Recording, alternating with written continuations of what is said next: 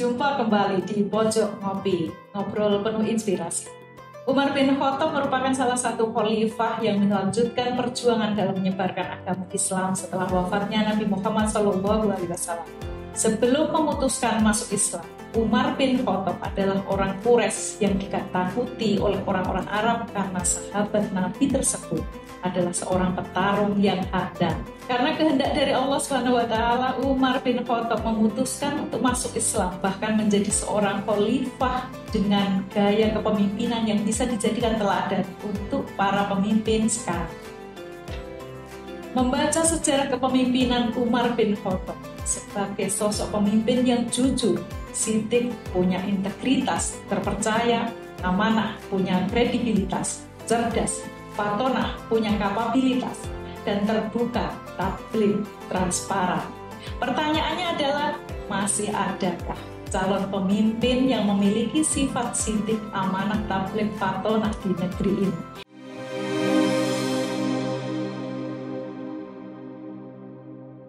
Di tengah kita telah hadir Dr. Wahid Ahdinirwanto, Ketua Dewan Pakar IJMI Orda Kulon Progo, akademisi sekaligus pakar fisika. Assalamualaikum Pak Wahid. Waalaikumsalam. Apa kabar Pak Wahid? Alhamdulillah sehat, Puji sehat. Alhamdulillah sehat. Ya. Pak Wahid, tahun 2023 ini terkenal dengan tahun politik yang berpotensi untuk memicu konflik dan polemik. Saatnya suksesi kepemimpinan. Bagaimana komentar Pak Wahid? Ya, meriah. Jadi hiruk-pikuknya tentang perpolitikan itu semakin ke depan semakin meriah. Ya. Nanti akan meriah lagi ketika sudah di pertengahan, ya hampir Idul Fitri, Idul Adha itu nanti akan meriah-meriahnya. Iya. Ya. Belajar dari gelaran Pilpres sebelumnya Pak, polarisasi, konflik horizontal ini berpotensi terjadi pada tahapan ini. Nah, para pendukungnya masing-masing pasangan bisa saling serang dan mengobarkan kampanye hitam biasanya ya Pak. Apakah zaman Nabi dulu juga seperti itu? Saya kira kalau zaman Nabi kan khalifah itu Islam gitu ya. Jadi kepemimpinannya itu zaman Nabi itu Islam, kemudian zaman Khulafaur Rasyidin juga Islami, sehingga tidak ada polarisasi, tidak ada konflik horizontal yang berarti seperti saat ini yang kompleks itu tidak ada, karena sudah tunduk kepada imam-imamnya begitu, sehingga rakyat itu mengikuti sami'na wa ata'na begitu. Ya. Tapi ada tidak Pak politik kebencian di sana ketika masing-masing punya syahwat politik? Ya tentu saja ada. Itu kan Khulafaur Rasyidin itu kan yang meninggal itu kan juga karena mungkin kebencian juga itu.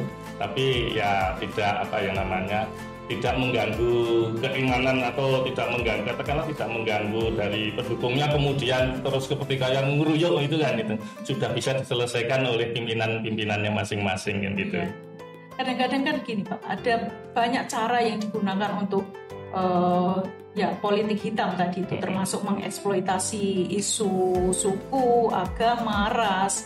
Tadi kalau di zaman Nabi agamanya sama ya. Ketika di sana perbedaan ras, perbedaan antar golongan itu banyak dijadikan untuk isu-isu yang memicu konflik. Ya, untuk saya sebelumnya mengatakan bahwa zaman Khulafaur Rasyidin Umar bin Khattab itu ada seorang dari Mesir yang agamanya Yahudi itu, yang diusir itu kan, saya kira yang mau diusir digunakan untuk istana atau apa itu ya. Saya pikir itu juga tidak sama persis, tapi ada yang juga non muslim kan begitu. Nah, untuk sekarang itu kan krusial yang seperti dikatakan nih Bu Puji tadi, sangat krusial memang, sehingga kalau saya punya pandangan untuk merubah sistem kampanye, sistem perekrutan dari pemilih dan sebagainya, itu ada teknik dan caranya tersendiri, tidak seperti yang kemarin-kemarin itu sudah mulai saya sosialisasi, tapi kan saya sendiri, belum ada gerbongnya. Baik Pak, menurut Bapak nih kriteria pemimpin seperti apa yang harus kita pilih? Wah, ini kalau saya kriteria pemimpin karena ini modelnya kan demokrasi.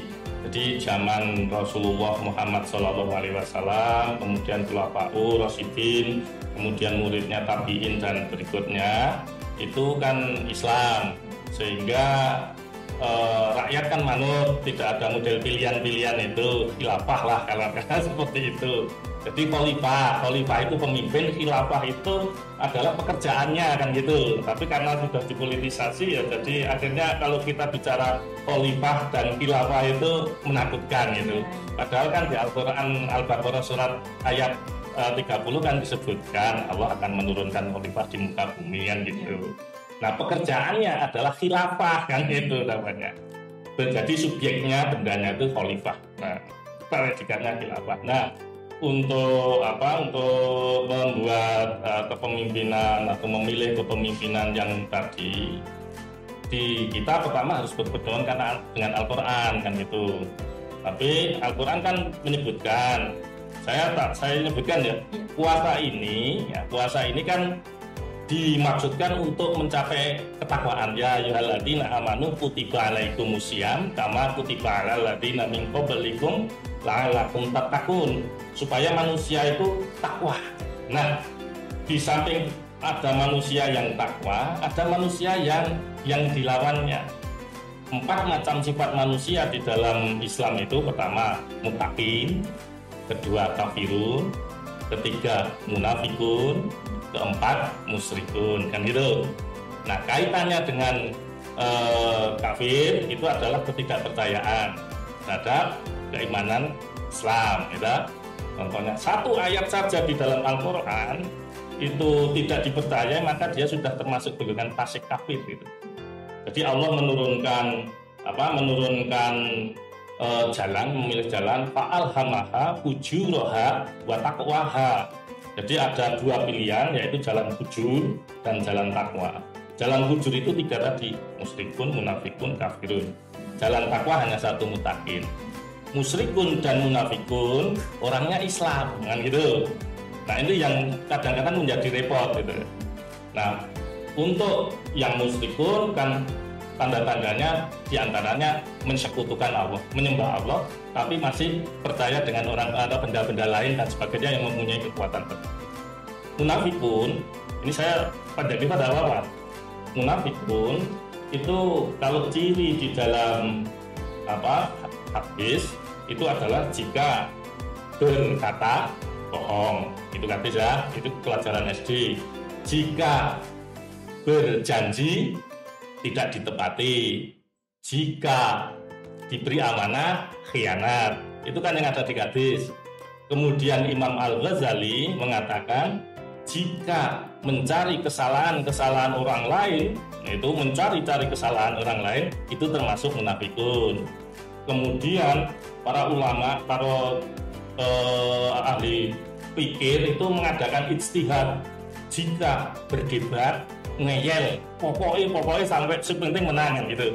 Itu hadis ulama dan para orang yang berijtihad. Nah kemudian di dalam Al-Quran sebenarnya ada ciri-ciri munafikun, tapi banyak orang tidak memberikan pemberitahuan ini. Padahal untuk mencari takwa muttaqin kita harus tahu ciri kafirun, ciri musyrikun, ciri munafikun. Kafirun dan musyrikun sudah jelas kita tinggalkan ya itu ya. Jelas, insya Allah bisa menghindar. Munafikun ini yang repot. Karena apa? Di dalam surat An-Nisa ayat 138 Allah berfirman, A'udzubillahi minasyaitonirrajim. Basiril munafikina bi anna lahum adzaban alimah. Berikan kabar kepada orang munafik akan diberi siksaan yang pedih kan gitu. Nah, adzaban alimah. Wah, berat yang pedih pokoknya enggak bisa dibayangkan. Nah, siapa orang munafikun itu?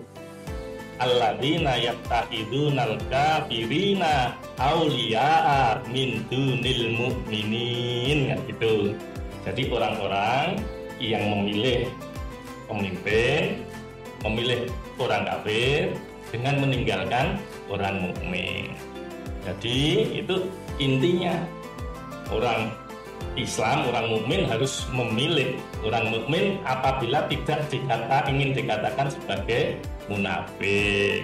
Nah itu kan lebih tinggi pelajarannya ini bebannya. Kalau tadi kan dari Rasul, kemudian dari ulama, kemudian dari dia. Nah ini kan dari Allah dulu, Al-Quran, hadis, ijtihad, gitu. Baik Pak Wahid, dari kriteria tadi itu sebenarnya mengapa sih harus ada pemimpin? Apakah karena ada negara? Bagaimana jika negara itu tidak ada? Pemimpin apa masih harus ada? Oke, jadi gini. Jadi seorang itu kalau berkelompok kan mesti harus ada yang menjadi pemimpin. Saya dengan Bu Puji, ya itu kan kalau berjalan berdua kan harus ada yang dinut ya jenengan aku gitu ya. Pasti yang lebih pengalaman itu kalau di Jogja ya Bu Puji, kalau di Purworejo barangkali saya ya gitu, atau di Wates cari geblek ya gitu. Nah ketika berkelompok memang harus ada mengangkat kelompok itu, mengangkat satu pemimpin. Kalau tidak nanti efeknya akan ya tidak tahu arah dan tujuan. Bisa saya contohkan? Oke, saya contohkan ya. Jadi suatu saat ada rapat kiai, ustadz, ulama ketika waktu Pak Harto dulu, seluruh Indonesia di Jakarta. Nah kemudian suatu saat di Yogyakarta ini ada utusan ke sana satu bis. Maka berangkatlah satu bis itu, yang satu bis besar itu ada kiai dari pokoknya guru ngaji dari Muhammadiyah ada, dari NU ada, dari Persis ada kan gitu. Ya tahulah cirinya kan gitu. Nah, karena itu semuanya kiai, ustadz, ulama, maka tidak diangkatlah pemimpin dalam perjalanan itu. Tidak ada pemimpinnya. Kalau supirnya jelas supir bis itu pemimpin di dalam usaha, tapi di dalam kiai itu tidak ada pemimpin. Nah, kenapa tidak ada pemimpin? Karena sudah dianggap kurang pandai semua, bisa membawa diri dimanapun dan kapanpun kan gitu. Nah, suatu saat berangkat dari sini pagi, kemudian sampai di tengah perjalanan itu berbes itu ya jam luhuran lah, jam 12 atau jam 2-an pokoknya masuk duhur. Kemudian istirahatlah mereka itu satu bis itu di satu restoran, kemudian isoma. Nah, isoma itu kan istirahat, sholat, makan kan gitu. Nah ketika turun sudah mulai terjadi diskusi, sholat dulu atau makan dulu. Kenapa diskusi itu? Karena tidak ada pemimpin, tidak ada yang memutuskan. Akhirnya ada yang satu mengatakan sholat dulu baru ingat makan, ya toh? Tapi yang satu lagi mengatakan makan dulu baru ingat sholat, ya toh? Jadinya imaso, tidak isoma. Nah ketika ada seperti itu kan seperti kalau kita jalan itu, kalau kita main itu ya, kalau kita main itu kan kadang-kadang sering gojekan itu. Dolan dulu yuk sholat atau sholat dulu yuk dolan kan gitu. Itu sama persis dengan kita. Nah akhirnya ditariklah keputusan bareng-bareng itu makan dulu. Nah setelah makan otomatis karena kiai, ustadz, ulama tuh langsung pergi menuju musola, tempat sholat. Nah pada saat di tempat sholat juga masih udur-uduran itu loh, udur rembukan. Kamu imamnya, saya tidak, kamu saja, jorok-jorokan itu loh. Lamban dalam mengambil keputusan karena menganggap dia itu pandai sekali, bisa membawa di mana dan kapanpun karena komunikasinya pandai. Nah akhirnya apa? Di saat dia jorok-jorokan kamu, itu datanglah seorang pemuda semuda gondrong, pakai kaos oblong, kemudian ya pokoknya pakaiannya ala kadarnya itu, ala kadarnya. Nah kemudian dia menuju ke tempat pengimaman, kemudian balik kanan, balik menghadap makmum dan menyerukan, luruskan. Nah semua ulama kiai yang tadi itu kaget, loh kok ada orang yang berani masuk ke tempat imam mengatakan luruskan, sekali lagi luruskan kan gitu, seperti apa Haris. Kemudian ya akhirnya karena tidak di lingkungannya dia nganut saja, mereka manut luruskan, membuat sok luruskan, dan setelah itu kemudian dia jadi imam, kemudian Allahu Akbar, semuanya mengikuti atau tahu aturan. Nah kemudian salat zuhur itu bilang a'udzubillahi minasyaitonirrajim bismillahirrahmanirrahim, kok keras itu loh. Akhirnya semua makmum kan paham cara mengingatkan imam, subhanallah semuanya seperti amin, kan itu bareng-bareng karena paham semua, itu satu bis, orang pandai semua, kiai kan gitu, amin. Nah begitu subhanallah, begitu subhanallah ini bukan tempat berhenti, tambah keras lagi, Ar-Rahmanir-Rahim, subhanallah, keraskan lagi. Ya, itu akhirnya apa? Ngalah, makmumnya ngalah yang ustadz itu karena bisa membawa diri tadi ya. Akhirnya sampai selesai dia yang menjadi imam, mereka yang semuanya ustadz kiai jadi makmum, grundel semua dalam batin. Kalau begini caranya, saya yang jadi imam, bukan kalau gitu. Setelah selesai kan gitu. Nah setelah selesai sholat, dia tidak doa yang imam anak muda tadi, kemudian langsung pergi memegang pundak-pundaknya kiri kanan makmum tadi yang semuanya ustadz kiai, misi. Nah itu loh, dibelah loh, misi. Semakin hatinya mangkel, kira aku wah itu jo. Nah itu. Nah kemudian ada yang memberanikan diri, bertanya kepada pegawai restoran, Mbak, itu siapa toh? Yang punya restoran mengatakan, wah lah Pak, itu adalah pemuda orang waras.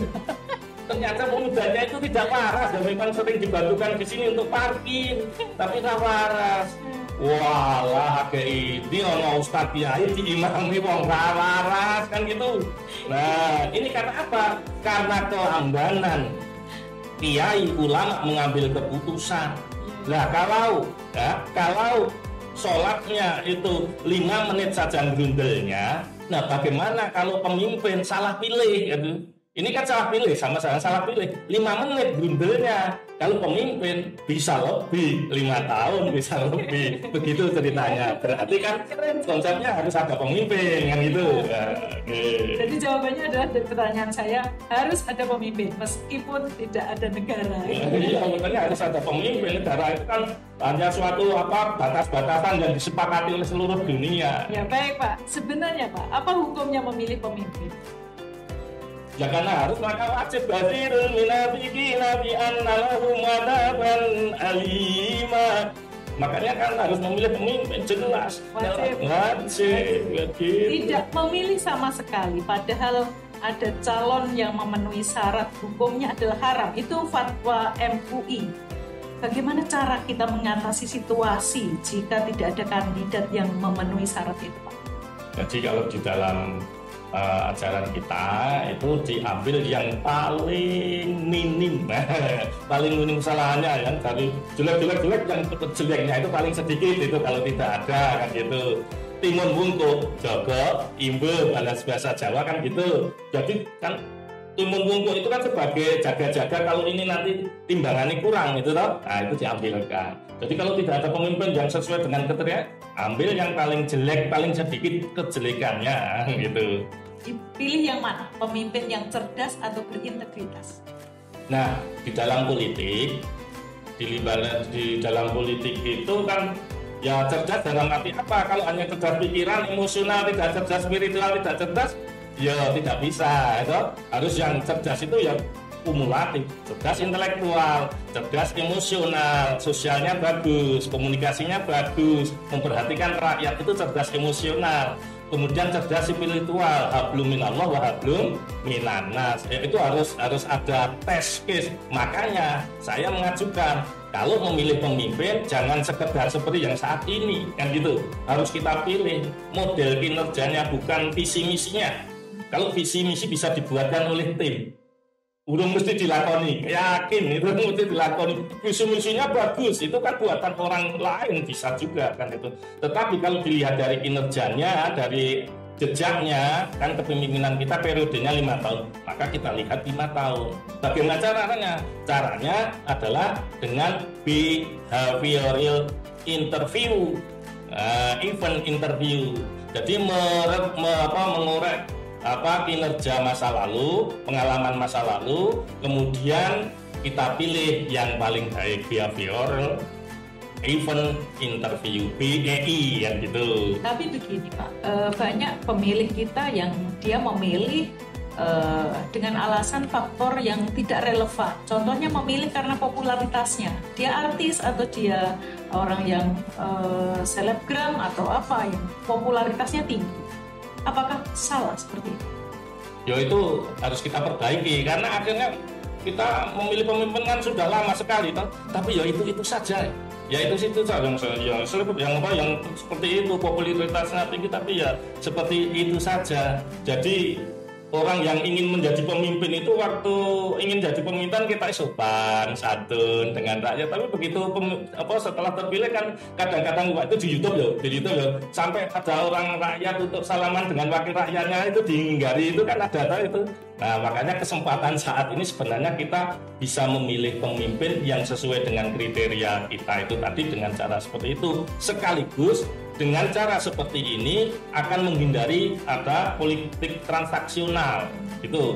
Nah itu harus kita pegang kan di dalam masyarakat itu kan ada yang dituakan atau ada kelompok pemimpin ya, pemimpin non formal itu kita pegang. Pondok pesantren orang ingin jadi pemimpin kan mesti suanya tidak di santrinya atau suanya kan mesti di pondok pesantren. Ketika di pondok pesantren apa waktu itu yang dilakukan oleh orang di situ kan ya mesti ada bebono itu ada oleh-oleh terus kemudian untuk menarik apa? Untuk menarik simpati siapa? Simpati pimpinan pondok, pimpinan pokoknya pimpinan masyarakat, tokoh masyarakat dan sebagainya, kemudian mengajak yang dipimpin itu untuk memilih itu. Ya, nah itu yang harus kita hindari sekarang. Ya tadi disebut dengan politik uang tadi Bu Said. Dalam ajaran Islam politik uang atau riswah itu hukumnya adalah haram dan sangat dibenci oleh Allah. Ar-rosi wal murtasi finnar katanya pemberi dan penerima suap sama-sama di neraka. Nah, bagaimana menurut Bapak nih berdasarkan fakta empiris di Indonesia? Ya makanya Allah itu sebenarnya kan akan menurunkan barokah kalau orang itu beriman. Al-A'raf ayat 90. Walau anak ahlal qura amanu wattaqau la fatahna alaihim barakatim minas sama'i wal ardh walakin kadzabu fa'akhadnahum bima kanu yaksibun. Seandainya, seumpamanya sekelompok umat, sekelompok manusia beriman dan bertakwa kepada Allah, maka akan diturunkan barokah dari langit dan bumi. Walakin kadzabu fa'akhadna bima kanu yaksibun. Tapi kebanyakan manusia tidak beriman. Kebanyakan manusia itu hingga disiksa karena apa? Perbuatannya. Jadi perbuatan seperti itu meskipun latihnya, lesannya itu mengatakan iman, tapi perbuatannya kan tidak beriman, tidak mengikuti aturan. Padahal iman itu tasdiqul bil qalbi, iqrarul bil lisan, amalul bil arkan, diyakini di dalam hati, diucapkan dalam perbuatan, kemudian diucapkan dengan lisan, diamalkan dalam perbuatan. Nah ini kan hanya hati mungkin iya percaya, tapi amal perbuatannya berlawanan dengan iman, sehingga apa? Barokah harus tidak turun gitu loh. Ya, menurut Bapak masih adakah pemimpin di Indonesia yang bebas riswah, bebas melakukan politik uang? Ya saya kira dari sekian berapa juta orang Indonesia ini 287 ya sekitar itu ya 287 juta ya ambil ya insya Allah ada lah yang beriman yang sesuai dengan iman tafilul qalbi, qaulul lisan, amalul lisan. Jadi benar-benar dia tidak menyuap, tidak menerima suap. Ada. Masa enggak ada itu. Cuma kita itu silau dengan dunia kan gitu. Sehingga yang kelihatan di permukaan itu yang semuanya itu serba dunia kan gitu. Ya, menjadi seorang pemimpin itu harus bisa menjadi teladan yang baik untuk masyarakat. Ya. Ya, pertanyaannya masih sama. Masih adakah sosok pemimpin yang bisa kita teladan? Karena gitu. Terus yang beriman kepada Allah. Ya, baik Pak Wahid. Pertanyaan saya terakhir. Generasi milenial itu adalah generasi yang cerdas, realistis, rasional, pragmatis. Mereka memandang pemimpin masa depan itu adalah pemimpin yang mampu membaca dunianya. Apa pesan Bapak untuk generasi muda supaya memandang ke depan tentang pentingnya memilih pemimpin supaya tidak terjadi golput? Nah, berarti kan ini tugas dari generasi senior. Kalau muda kan otomatis belum pernah menjadi tua, ya belum pernah menjadi masa lalu. Kalau orang yang senior kan sudah pernah menjadi orang masa lalu dan masa kini, mengalami beberapa periode generasi, ya itu seperti saya kan generasinya generasi X, ya ada generasi Z, ada generasi Z, ada generasi Alpha, ya kan sudah itu. Sehingga tugas dari pemimpin atau tugas dari orang tua, kiai, ustadz dan sebagainya, ya harus melek teknologi. Generasi sekarang itu generasinya generasi teknologi, kota ajaib, HP, ya toh, seperti Doraemon tahun 90, ya toh, itu dari tahun 20 yang akan datang, 20 tahun yang akan datang, manusia itu akan tergantung pada kota ajaib, kata Doraemon ini ya. Ternyata betul. Nah, karena itu kita pada saat ini harus menyesuaikan, jangan sarsernya saja. Kalau sarsernya itu demam FOMO, FOMO merasa khawatir ketertinggalan kan ya, sehingga di-share. Akibatnya apa? Akibatnya tidak dibaca, tidak dikoreksi, langsung di-share. Ketika ada kesalahan, wah aku mau nge-share stop sebelah ya kan gitu. Itu kan menjadikan blunder. Nah, karena itu kita harus belajar. Orang tua harus belajar, kemudian membimbing. Nah, generasi muda diberi kesempatan untuk belajar agamanya karena teknologinya tinggi, tapi tidak diberangi agama, akibatnya juga repot juga. Harus diberangi dengan agama agar kecerdasan intelektualnya bagus, kecerdasan emosional bagus, kecerdasan spiritualnya bagus, sehingga menjadi pemimpin yang sesuai diharapkan masyarakat, tahu dengan kondisi keadaan masyarakat, bisa mengayomi dan akhirnya menjadi damai, tentram dan sejahtera, adil dan makmur. Itu kira-kira. Terima kasih Pak. Ya, Mbak Puji, terima kasih. Ya, terima kasih sudah bersama saya. Sampai jumpa di Pojok Ngopi berikutnya. Ya, siap-siap. Terima kasih.